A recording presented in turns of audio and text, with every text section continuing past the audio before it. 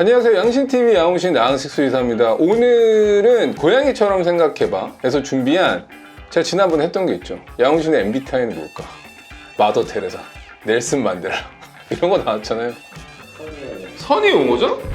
이런 게 나와. 당신의 성격 유형은 성의 옹호자 마틴 루터킹 넬슨 만델라 이거 웃잖아. 나 넬슨이야?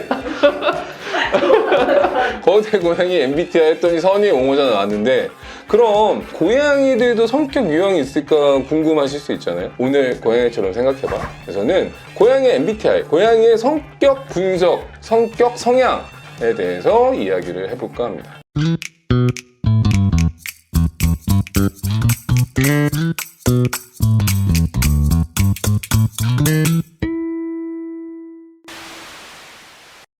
성향에 대해서 얘기를 한다면은 좀 여러 책들 보면은 성향을 좀 뭐 나누기도 해요.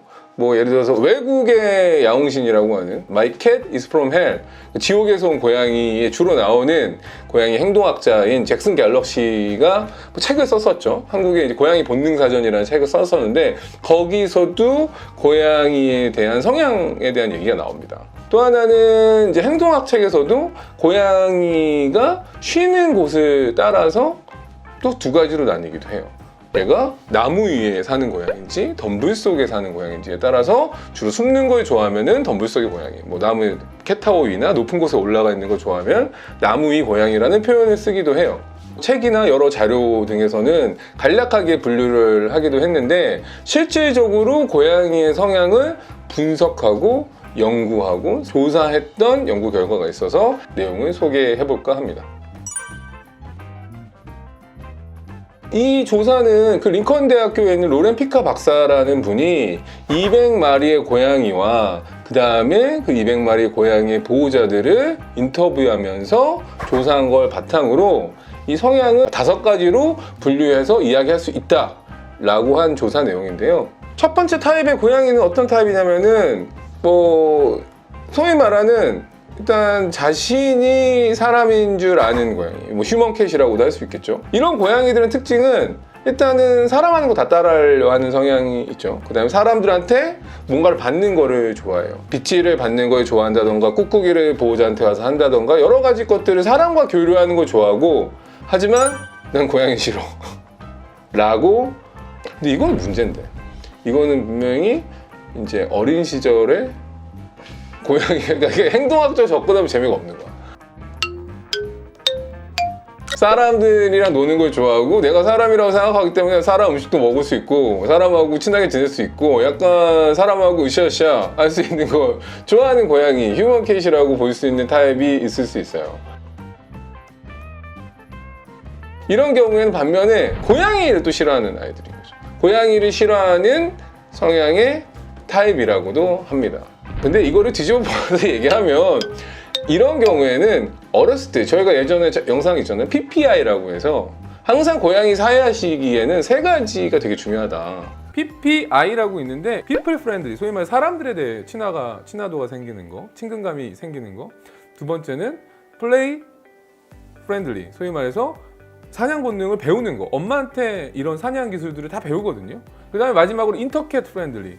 그 중요한 거는 고양이끼리 장난, 놀이에 대한 강도 조절, 그 다음에 어떻게 노는지 이런 것들을 배워야 되기 때문에 12주 때까지는 형제묘랑 같이 어울리면서 막 뛰어놀고 장난도 치고 이러면서 놀이 조절을 배우는 게 되게 중요해요. 근데 지금 만약에 휴먼캣이라고 하는 경우를 행동학적으로 본다면 이 아이들의 성향은 사회화 시기 때 사람들에 의해서만 핸들링을 받고 고양이를 접해보지 못했다던가, 이런 경우에는 사람에게만 의존적이고 고양이에게는 적대적인 성향을 가지는 타입이 된 거라고 보시면 좋을 것 같아요. 한마디로 어떻게 보면 문제행동이 있는 거예요. 성향은 성향이죠.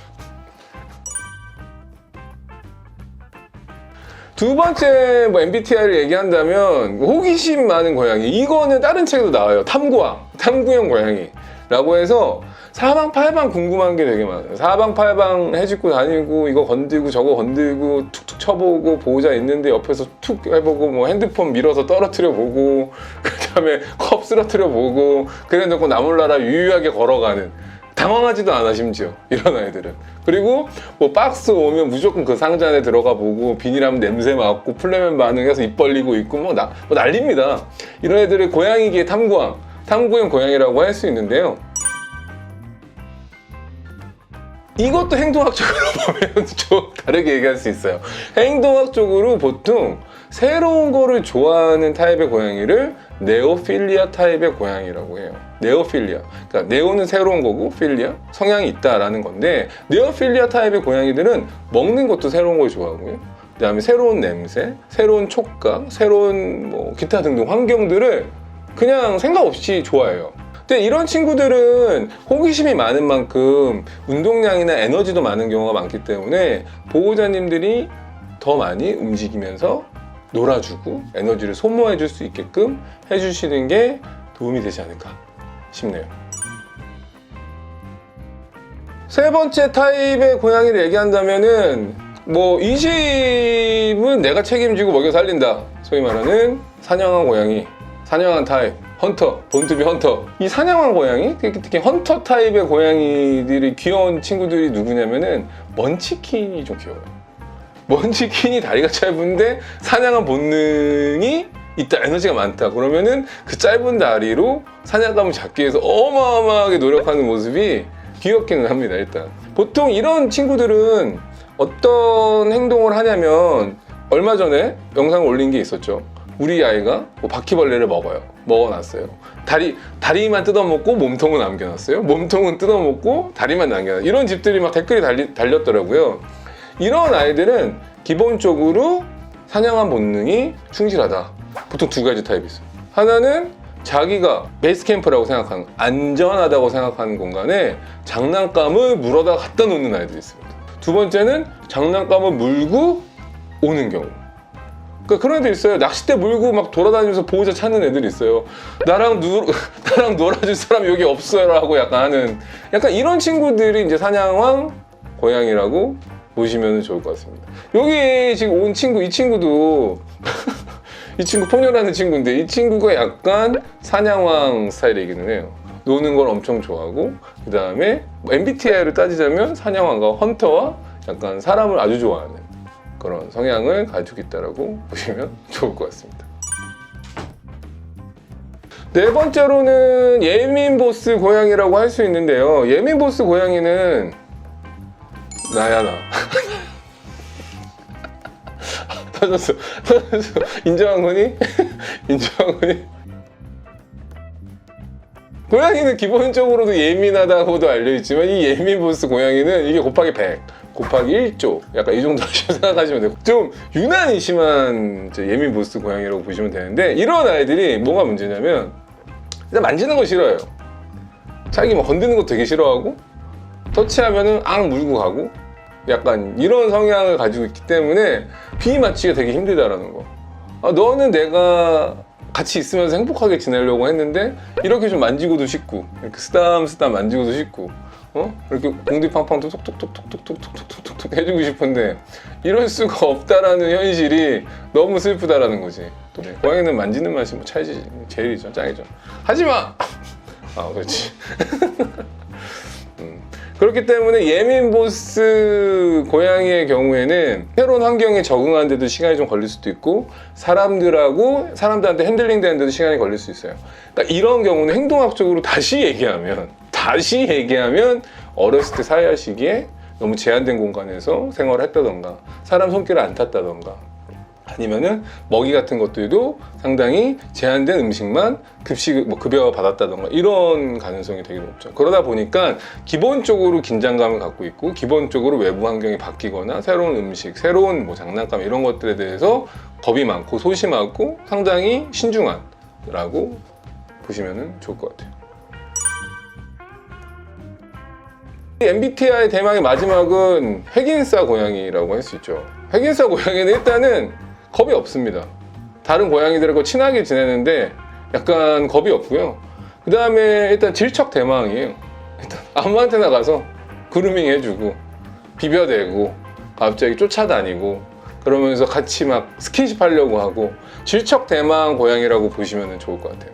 그러니까 일반적으로 고양이들은 같은 공간을 사용하는 거를 싫어하기 때문에 그 언프리티 랩스터 있잖아요. 컴페티션 이거 있잖아요. 컴페티션. 약간 이렇게 경쟁자라고 생각할 수 있는데 오히려 이제 핵인싸 고양이, 완전 인싸 고양이들의 경우에는 그 공간조차도 같이 지내고 같이 공유할 수 있는 거라고 생각할 가능성이 높다고 보시면 좋을 것 같습니다. 하지만 행동학적으로는 이 부분도 어떻게 보면 핵심적인 공간에서는 오히려 또 분쟁이 생길 수도 있다는 거를 기억하시면 좋을 것 같아요. 고양이에게 가장 분쟁이 생기기 쉬운 세 공간이 있죠? 화장실, 먹는데, 쉬는데. 이 세 공간은 고양이한테는 가장 중요한 공간이기 때문에 아무리 핵인싸 고양이라고 하더라도 자신이 제일 좋아하는 햇볕 드는 전망 좋은 가장 꼭대기 높은 펜트하우스 같은 뭐 캣타워의 가장 꼭대기라던가 아니면은 크고 넓고 아름다운 호텔식 화장실이라던가 아니면은 풍부하게 맛있는 게 있고 편하게 먹을 수 있는 독일에 아름답게 담겨져 있는 밥이라던가 간식이라던가 이런 것들에 대한 독차지는 하고 싶어 하는 건 본능적인 거라고 생각하시면 좋을 것 같아요. 그렇기 때문에 핵인싸 고양이는 다른 고양이들과 스킨십 좋아하고 같이 그냥 그루밍 해주고 잘 친하게 지내는 거일 뿐이지 이런 핵심적인 공간들에 대해까지도 아이가 넓은 마음으로 이해하고 살아간다라고 오해까지 하시면은 안 될 것 같아요. 오늘은 선의의 옹호자 MBTI 결과가 나온 제가 고양이 MBTI 5가지 성향 분석에 대해서 한번 설명을 해드렸는데요. 오늘 저희 고양이처럼 생각해봐. 우리 아이 성향을 알려줘. 이 내용이 도움이 되셨다면 구독과 좋아요, 알람 설정까지 부탁드릴게요. 안녕.